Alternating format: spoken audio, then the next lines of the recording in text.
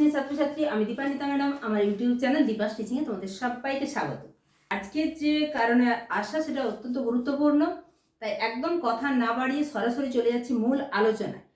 সেটা হচ্ছে তো আমার হোয়াটসঅ্যাপটা জাস্ট ভরে যাচ্ছে ম্যাডাম সাজেস্টিভ কোশ্চেন দিয়ে। দেখো একদম ডে 1 থেকে তোমরা সেমিস্টার সিস্টেম, একটা নতুন সিস্টেম, নতুন সিলেবাস, প্রথম ব্যাচ, প্রথম দিন থেকে তোমাদের সাথে আছি। যারা প্রথম থেকে আমার সাথে আছো, আমার চ্যানেলে আছো, তারা জানো সেমিস্টারে অর্থাৎ তোমাদের যেটা বাইরে পরীক্ষা হবে থার্ড সেমিস্টার, ফোর্থ সেমিস্টারে একদম সমস্ত কিছু আলোচনা করা হয়েছে। ফোর্থ সেমিস্টারে তো লং কোশ্চেন হবে বলে আমি পিডিএফ পর্যন্ত দিয়েছি। এবার তোমাদের যেটা প্রশ্ন সেটা হচ্ছে কাউন্সিলের যে মডেল প্রশ্নপত্র, সেখান থেকে 3টে সেট আছে। মডেল প্রশ্নপত্রের 3টে সেট আছে, সেই সেটটা করলেই হবে কিনা। আমি একদম বলছি যে হবে না।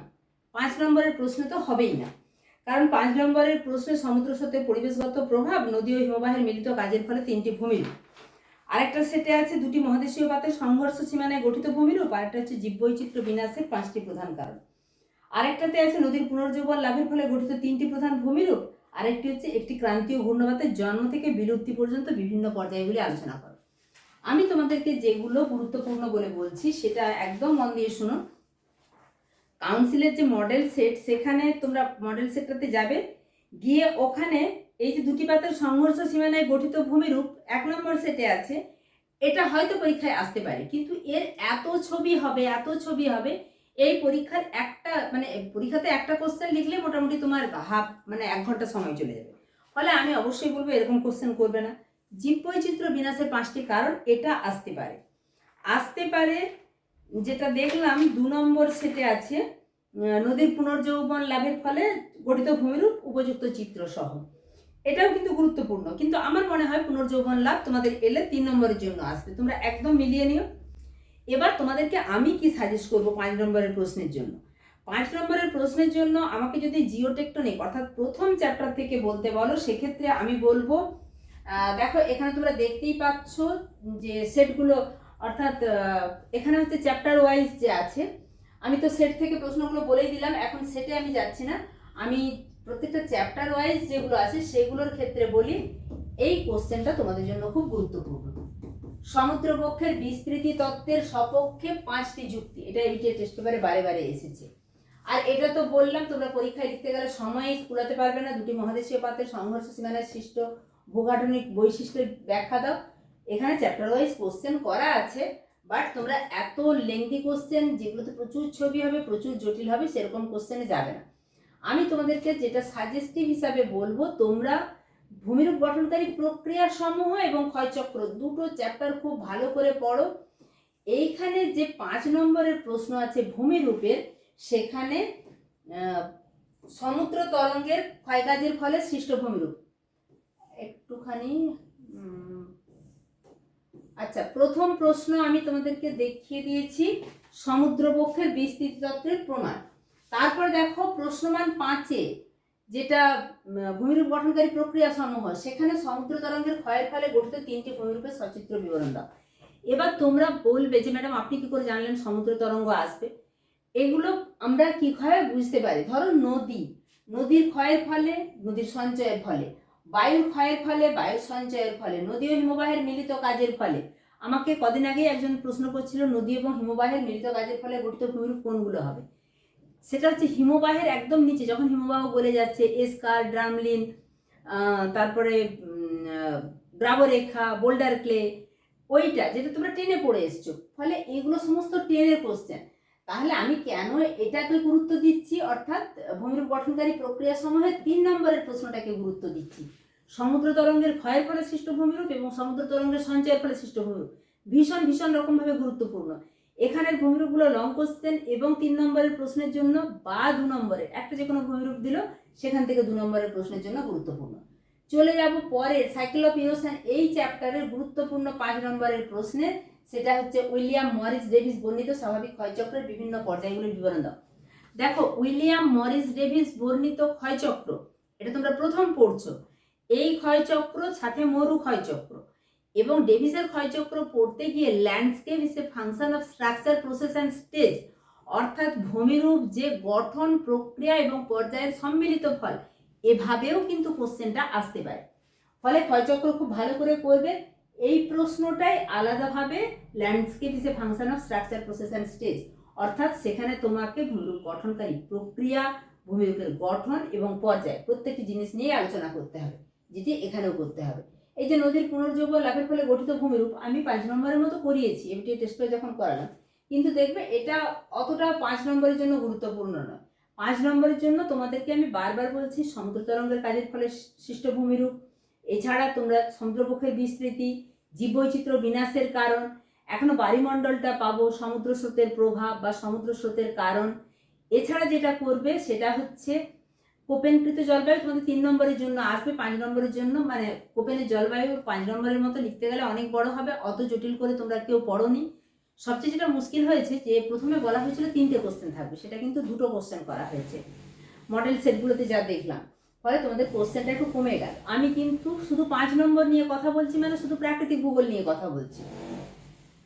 এবার আরেকটি গুরুত্বপূর্ণ কোশ্চেনের কথা বলি, সেটা হচ্ছে চলে যাচ্ছি নাতিশীতোষ্ণ ঘূর্ণবাতের জীবনচক্রটা চিত্রসহ আলোচনা করো। এখানে শুধু মেরু সীমান্ত মতবাদ এইটুকু দিয়েছে। অ্যাকচুয়ালি নাতিশীতোষ্ণ ঘূর্ণবাতের জীবনচক্রও যদি আসে সেখানে 6টা ছবি সহ কোশ্চেনটা প্রচুর লেন্থি হয়ে যাবে।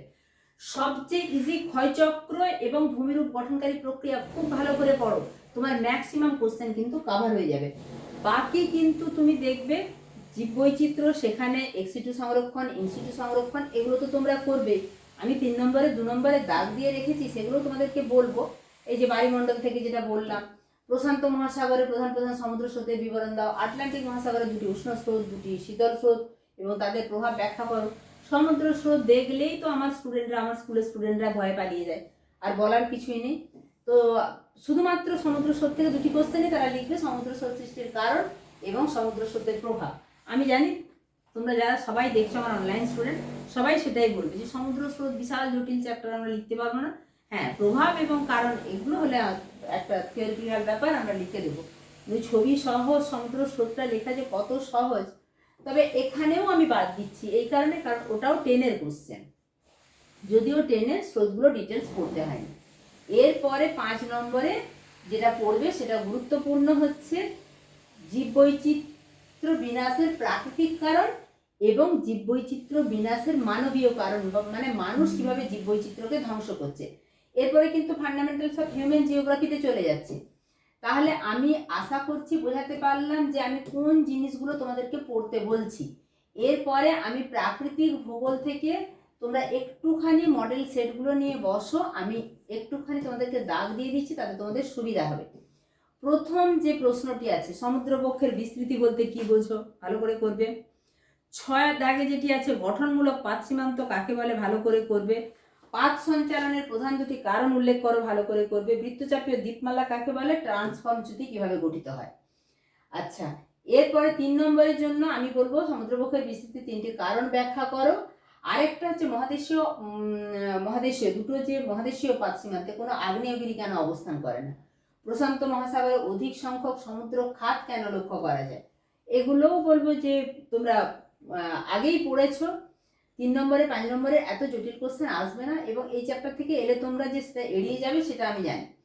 এখানে কোনো কিছুই বলার দরকার নেই, এগুলো তোমরা সবগুলোই পারবে। কাস্কেড খরস্রোতের পার্থক্য, গভীরতম বৃহত্তম ক্যানিয়নের নাম, নদীর নিম্ন গতিতে অধিক বন্যা হওয়ার কারণ কি, প্রপাত কূপ অন্তঃকূপের পার্থক্য, গঠনকারী বিনাশকারী তরঙ্গ আমি বারে বারে করেছি, ক্ল্যাপোটিস কি, জিও কি, এগুলো 2 নম্বরের সেভাবে তোমাদেরকে মানে তোমরা যদি আমার ক্লাস আগে দেখে থাকো একদম ডায়েরিতে নোটগুলো লিখে দিয়েছি। পুরোদেশীয় বাঁধ, ইয়ারদাং জুগানের পার্থক্য, ইনসেল বার্ড, মরু অঞ্চলে বায়ুর কাজের প্রাধান্যের কারণ কি, এটাও 10-এর কোশ্চেন। 3 নম্বরের জন্য যেটা করবে সেটা হচ্ছে গিরিখাত ক্যানিয়নের পার্থক্য, 2 দাগে জলপ্রপাত কিভাবে উৎসের দিকে সরে যায়, মানে কিভাবে পিছিয়ে যাচ্ছে। সাথে যৌগিক হুক টম্বলের সংজ্ঞা, 9 বারখান ও শিববালিয়ার পার্থক্য, 10 ঝুলন্ত উপত্যকার উৎপত্তি চিত্রসহ ব্যাখ্যা। 5 নম্বর তো বলেই দিয়েছি সমুদ্র তরঙ্গের ক্ষয়ের ফলে বা সঞ্চয়ের ফলে দুটোই করবে। বায়ু জলধারার মিলিত কাজের ফলে গঠিত ভূমিরূপ চিত্রসহ এটাও একটু দেখে রাখবে। বায়ু এবং জলধারার, এখানে কিন্তু নদী এবং হিমবাহের বলছি না, বায়ু এবং জলধারা খুব গুরুত্বপূর্ণ প্রশ্ন। এরপরে ক্ষয়চক্র থেকে বলে দিই, ক্ষয়চক্রের ডেভিসের ত্রয়ী কি, ক্ষয়ের শেষ সীমা, সমুদ্র সমতলকে যে ক্ষয়ের শেষ সীমা বলে, মোনাডনক, ইনসেলবার্জের পার্থক্য, পেডিপ্লেন পেনিপ্লেন, ভূমিরূপের গতিশীল স্থিতিশীল পুনর্যৌবন লাভ, এটা কিন্তু করবে গতিশীল স্থিতিশীল পুনর্যৌবন লাভ এবং ইউস্ট্যাটিক পুনর্যৌবন লাভ। নদীমঞ্চ কি, নদীগ্রাস কি, নিকবিন্দু কি, পর্যায়ন কি, এই যে এখানে এই কোশ্চেনগুলো আছে, আমি বলে বলে যাচ্ছি। তার মানে 12, 13, 14, 16 দাগের কোশ্চেন নদীর পুনর্যৌবন লাভ। 3 নম্বরের যেটা আছে প্রশ্ন নম্বর 3, সেখানে 4 দাগেরটা করবে নিকবিন্দুতে জলপ্রপাত সৃষ্টি হয় ব্যাখ্যা করো, খুব গুরুত্বপূর্ণ প্রশ্ন। তারপরে তো এটা 5-এর আলোচনা করেই দিয়েছি, মরিস ডেভিস বর্ণিত স্বাভাবিক ক্ষয়চক্র আর মরু ক্ষয়চক্রটাও করতে বলেছি, অর্থাৎ 1 এবং 3।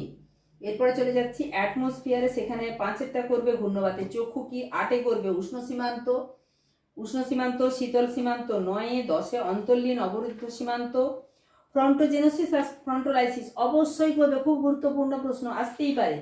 কোপেনকৃত জলবায়ু শ্রেণী বিভাগের ভিত্তি কি ছিল, উষ্ণতা এবং স্বাভাবিক উদ্ভিদ যে কোপেনকৃত জলবায়ু শ্রেণী বিভাগের ভিত্তি, এটা উল্লেখ করবে। এরপরে চলে যাবে 3 নম্বরের প্রশ্নে, এখানে সিএস, এফ, এএম, ইটি এইগুলোই কিন্তু গুরুত্বপূর্ণ এবং এগুলোই পরীক্ষাতে আসে।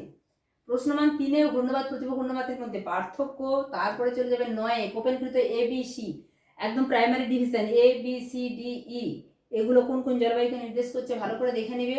জলবায়ু পরিবর্তনের কারণ এবং জলবায়ু পরিবর্তনের প্রমাণ, হ্যাঁ 5 নম্বরের কোশ্চেন এটাও কিন্তু আসতে পারে, জলবায়ু পরিবর্তনের কারণ এবং প্রমাণ। এটা মানে তোমরা ইচ্ছে করলেই একটু স্বাভাবিক বুদ্ধি মানে বাস্তবিক বুদ্ধি খাটালেই এটা লিখতে পারবে যে জলবায়ু পরিবর্তনের ফলে কি কি হচ্ছে আর জলবায়ু কেন পরিবর্তন হচ্ছে।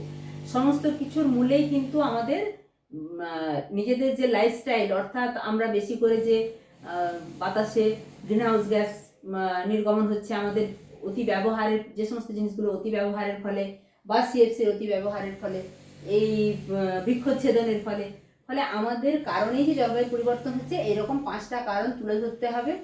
তারপরে চলে যাবো বায়ুমণ্ডলে। বায়ুমণ্ডলের প্রত্যেকটি প্রশ্ন তোমরা দেখলেই বুঝতে পারছো এগুলো টেনে পড়ে এসছো, ক্রুশীয় স্রোত, নিরক্ষীয় প্রতিস্রোত, সামুদ্রিক মগ্নচড়া, হিমপ্রাচীর।